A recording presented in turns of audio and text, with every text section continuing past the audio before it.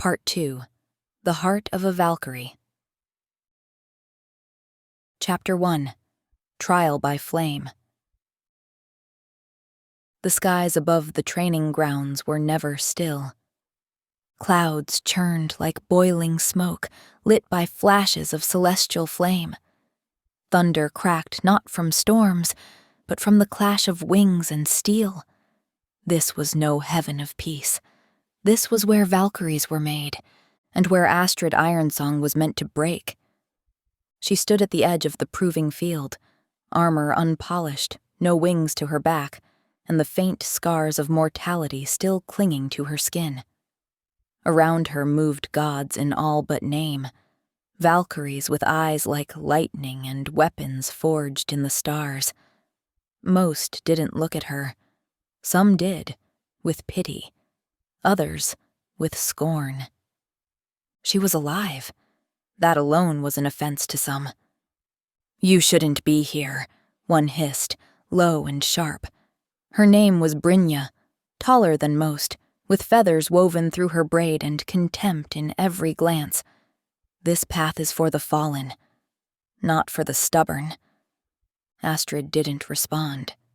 She never did. Words would not earn her place here. The trials began with fire, a gauntlet of blazing stone where the wind screamed and the ground seared like embers. The Valkyries flew over it. Astrid had to run, barefoot, bruised. Smoke filled her lungs and ash clung to her skin, but she ran. When her legs gave out, she crawled. When her breath failed, she screamed back at the flame, and she passed. The next trial was steel. Dozens of Valkyries circled her, wooden blades in hand, not sharp enough to kill, but brutal enough to bruise bone. She was to stand in the center, weaponless, and survive. "Defend yourself," the instructor said, "or be forgotten." They struck like wolves. She was knocked to the ground in seconds, blood in her mouth, pain flashing white in her vision. But she rose. Again, and again. Each time, slower but fiercer. "Stay down, mortal!" one roared. Astrid spat blood, eyes wild. "Make me!" On the 7th rise, one Valkyrie hesitated. The 8th strike never came. Astrid stood tall, chest heaving, arms shaking, but her eyes were steady, defiant. She didn't know how long the trial lasted, only that when it ended, the others were silent. Not respectful, yet, but wary. She collapsed that night by the edge of the starlit cliffs, bruises blooming like twilight across her body. Somewhere behind her, the other Valkyries whispered, "She won't last. She's too soft. She'll quit." But someone else, watching from high above, someone with gold in her eyes and secrets on her tongue, simply smiled. Chapter 2. The Coat of Wings. There was no glory in Valkyrie training, only sweat, blood, bone-deep exhaustion. The golden halls Astrid had once dreamed of became icy fields and endless skies. They trained in storms, in darkness, in silence. There were no warm fires, no rest days, only the voice of the trainers, sharp as steel. Again! Faster. You are not worthy yet. The code of the Valkyries was not spoken aloud. It was beaten into flesh and carved into resolve. It demanded more than strength. It demanded sacrifice, selflessness, endurance, honor above all. Protect the fallen, shield the weak, face death with a smile. Astrid bled early and often. The other Valkyries were gods, daughters of gods, or spirits forged from war itself. They moved with supernatural grace, struck with divine precision. She was mortal, muscle and bone, fragile beneath their gaze. And yet, she did not fall behind. Most Valkyries spent decades mastering the blade, the bond between realms, and the art of guiding the dead. Astrid? She barely had years, and yet she caught up. Not by divine favor, but by fire in her veins and fury in her stride. It didn't go unnoticed, especially by the immortals who had trained for centuries and still fought in her shadow. Brynja, one of the eldest, often stared too long in silence. Others whispered that she was unnatural, dangerous, that her place among them was unearned. Astrid heard it all, and trained harder. She rose before dawn, stayed long after others rested. She fought with cracked ribs, a dislocated shoulder, and bruises so dark they colored her skin like war paint. But she never asked to stop, never once begged for mercy. The trainers tried to break her, not out of cruelty, but out of necessity. Only those who could survive everything were worthy of wings. Chapter 3. The Breaking Point.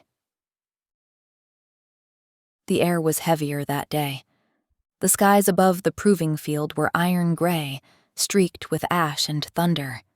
Astrid stood alone at the center, the haft of her training spear resting against her shoulder, breath steady despite the sting in her ribs and the bruises layered across her body like war paint. She wasn't told why she'd been summoned, only that it was a test. But she could feel it in the way the others watched her, the way they circled, silent and distant, like wolves testing a wounded thing they weren't sure deserved the kill. Brynja stood among them, her expression unreadable. Her armor gleamed, flawless, not a scratch, not a scar. She hadn't fought in weeks, hadn't needed to. This wasn't a trial. It was an ambush. The moment the horn sounded, it began. Astrid spun, parried the first blow, ducked the second, but the third caught her across the back, hard enough to drop her to a knee. She gritted her teeth, rose. The Valkyries didn't hold back. They came not as sisters in arms, but executioners. Blades blunted by ceremony, but swung with cruel precision. They didn't speak, didn't laugh. This wasn't sport, it was judgment. And still Astrid stood. She blocked. She bled. She roared. She cracked one across the jaw with her spear and took a boot to the ribs for it. Another slashed her thigh. Another struck her shoulder with a spinning blow that nearly disarmed her. Still she did not fall. At the edge of the circle, others watched. Some said nothing. Some turned away. And one, young, quiet-eyed, forgotten by the group, whispered a single word under her breath. Enough. Astrid dropped to a knee again, the world spinning. Blood dripped down her arm. Her hair hung in her face, soaked and wild. She looked up, at Brynja, who loomed with sword in hand. "Stay down," Brynja growled. "You don't belong here." Astrid forced herself to her feet, her grip tightened around the spear. "Then make me leave." For a moment, nothing moved. Then Brynja swung. Astrid didn't block it. She stepped in, took the blow on her shoulder, screamed through the pain, and slammed the butt of her spear into Brynja's chest with every ounce of fury in her soul.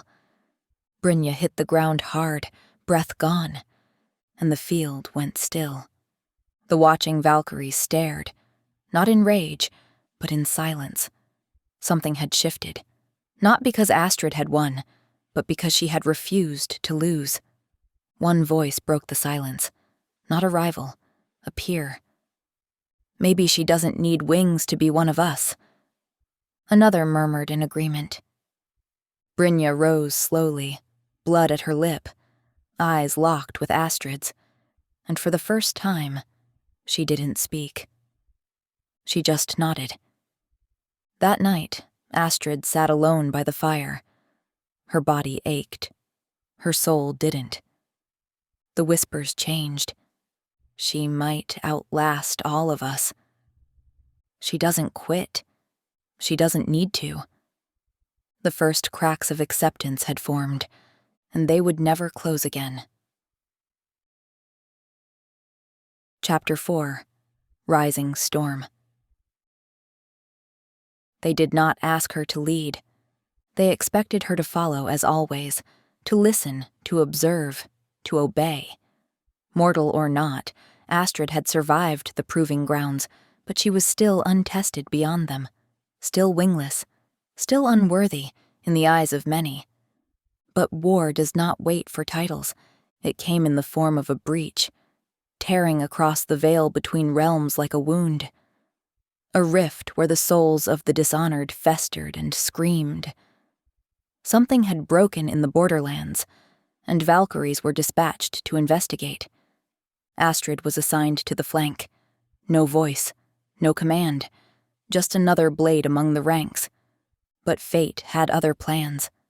The ground cracked beneath their feet as they approached the chasm, shadows swirling like smoke above a battlefield long buried.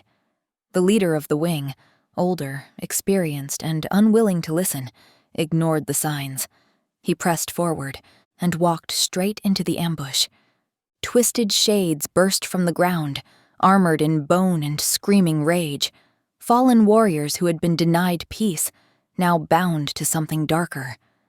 The lead Valkyrie fell within seconds, blade torn from her hand and throat split by a jagged spear.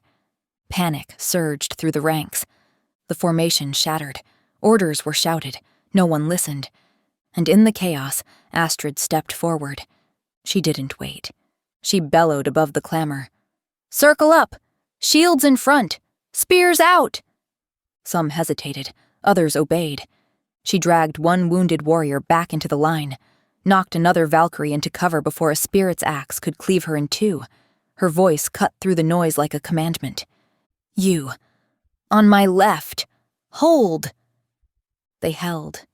Together, they pushed forward, step by step, breath by breath, until the last spirit fell, screaming, back into the dark. The silence that followed was deafening. And then, slowly, the Valkyries looked to her, not with doubt, not with scorn, but with recognition. Later, in the quiet after battle, a healer stitched Astrid's side and asked, "Where did you learn to lead like that?" Astrid didn't answer immediately. She thought of Branvik, of running barefoot through the forge, of dragging a hammer through snow, of standing bloodied beneath wings she hadn't yet earned. "I didn't," she said finally. "I just refused to let us die." The next day, she was given command of a scouting flight. It was not ceremony. It was not honor. It was respect. And it was earned. Chapter 5. Oath on the Wind. The wind that day was sharp and restless, coiling through the high cliffs of Varheim, the sacred summit where Valkyries gathered to renew their oaths. No walls protected it, no roof covered it, only sky, stone, and silence. This was where legends were named.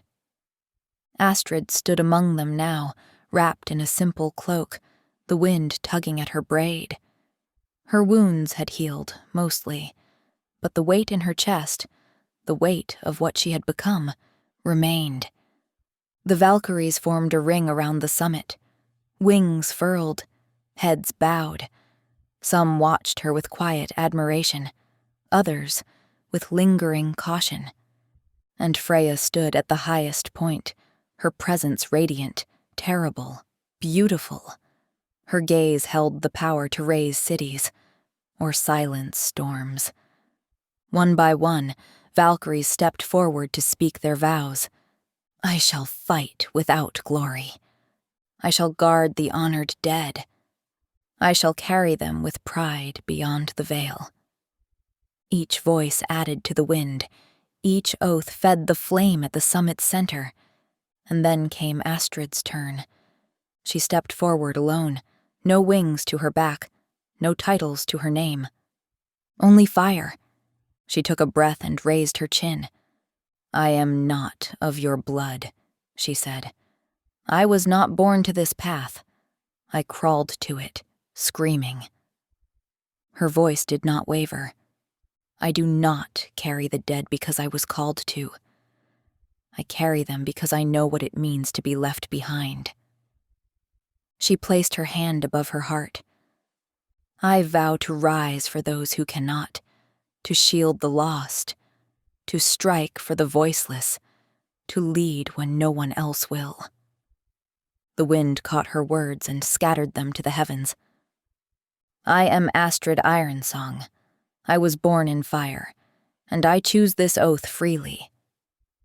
For a moment, the mountaintop was silent. Then Freya descended.